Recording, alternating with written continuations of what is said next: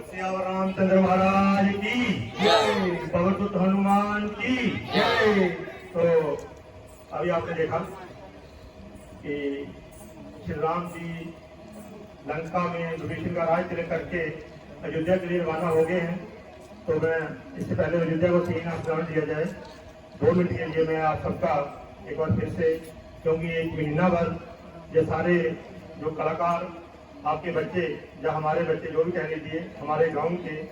जो भी इनके पास योग्यता थी, इनने ये मेहनत की जितनी शिद्दत से,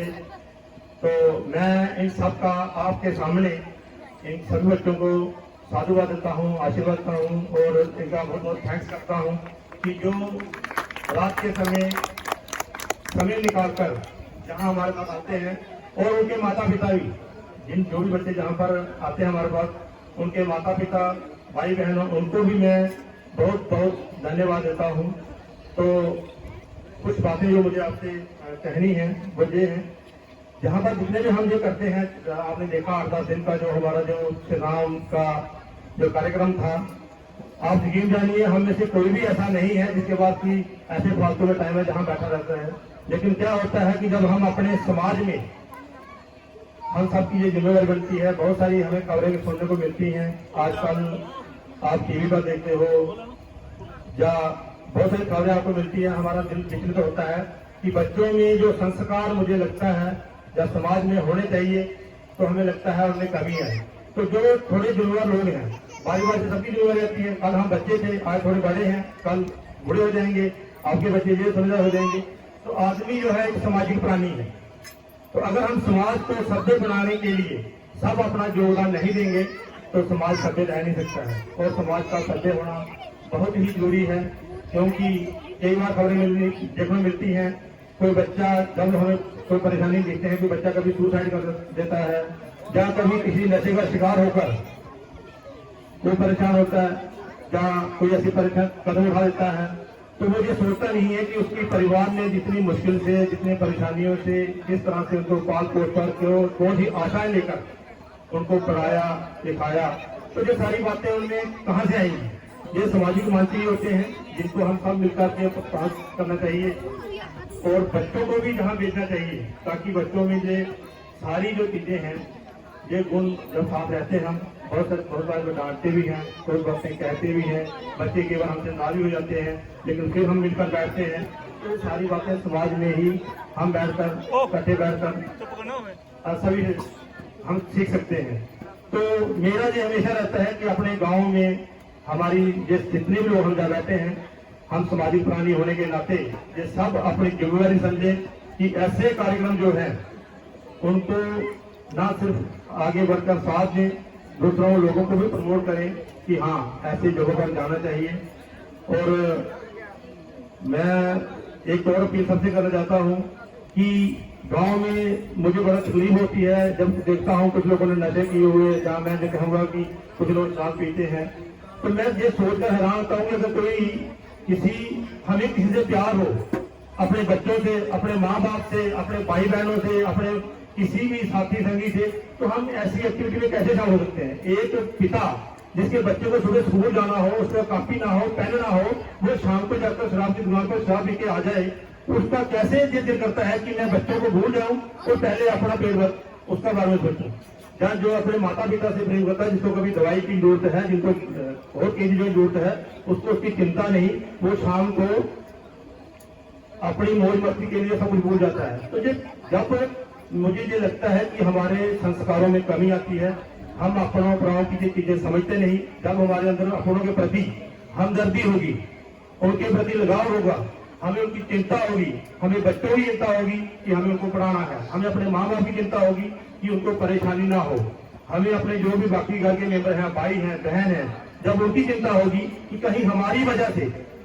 उनका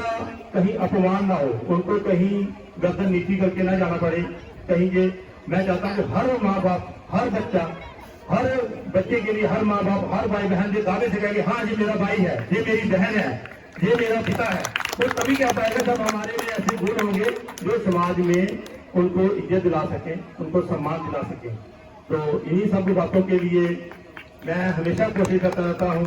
और इस तरह के जो मंच होते हैं वो ये चीजें सीखने का हमें मौका देते हैं और जान पहचान बढ़ती है आपस में। मैं बड़ी खुशी होती है कि जितने बच्चे यहाँ आते हैं, अगर मैं साल भर कहीं भी कोई मिलता हूँ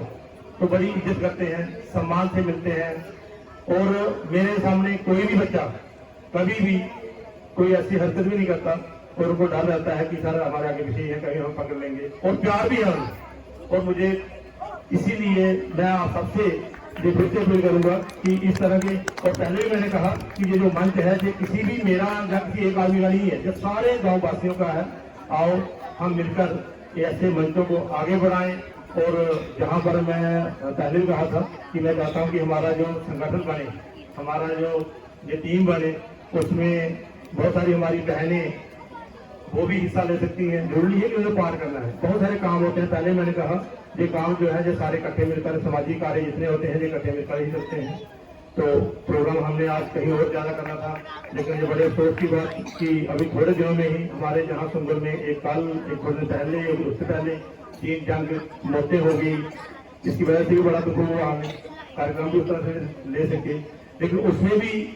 मैं ये बार बार देखता हूँ कि कई बार चलो भगवान की जो मर्जी है वो तो है ही, उसमें हमारा जोर नहीं है, लेकिन कुछ हमारी गलतियां भी होती हैं। हम ऐसे आदतें पाल लेते हैं, बीड़ी पीना, सिगरेट पीना, गुटखा खाना। जब ये बच्चे खाते हैं तब तो कुछ नहीं लगता उन्हें, लेकिन अभी हम सत्य करते हैं, डॉक्टर के पास जाते हैं तो ये बताते हैं कि 10, 12, 20 साल तक जिन्होंने इन चीजों का सेवन किया है, उनके किसी के फेफड़े खराब है, किसी की किडनी खराब है, किसी का बीपी हाई है, किसी की सांस फूल रही है, इस तरह की बीमारियां जो है। तो एज ए सामाजिक प्राणी हम सबकी जिम्मेदारी बनती है कि इन चीजों से हम दूर रहें और जहाँ पर भगवान का, ईश्वर का नाम लिया जाता हो वहां पर जाएं। अभी यहाँ पर आपने देखा रोज भगवान श्री राम जी की आरती होती थी,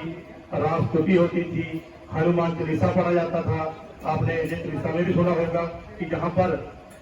कहीं पर भी राम चालीसा होता है, जहाँ स्तुति होती है, वहां पर कष्ट, किसी किस्म की परेशानी नहीं आती है। और यही मेरी भी हार्दिक इच्छा है कि मेरा गांव जो है, मेरा सुंगल जहाँ जितना भी एरिया है, जो अपने जितने लोग हैं, वो हमेशा खुश रहे, हंसते रहे, उनके जीवन में कभी परेशानियां ना आए। लेकिन परेशानियां जब जीवन में, ये तो जीवन का हम चलती रहेंगी, लेकिन उनको हम सब मिलकर ऐसी जगह बैठकर आपस में शेयर करके हमें एनर्जी मिलती है, ताकत मिलती है। तो आपने हमारा साथ दिया, इसके लिए आपका बहुत बहुत धन्यवाद मैं एक बार फिर से करना चाहता हूँ। हम यहाँ पर बीच बीच में फिर भी आते रहते हैं। अगर आपका कोई परामर्श हो कि हम महीने में या 2 महीने में या 6 महीने में इस स्टेज पर कोई ना कोई कार्यक्रम करते रहें, जिससे हमारे गांव में एक अच्छा मैसेज आए, तो उसके लिए भी आपका वेलकम है। तो आपका मैंने समय लिया, आपने मुझे सुना और इस दिन आप यहाँ आते रहे, इसके लिए आप सबका बहुत बहुत शुक्रिया। जय श्री राम। बोल सियावर रामचंद्र महाराज की जय। बहुत अच्छे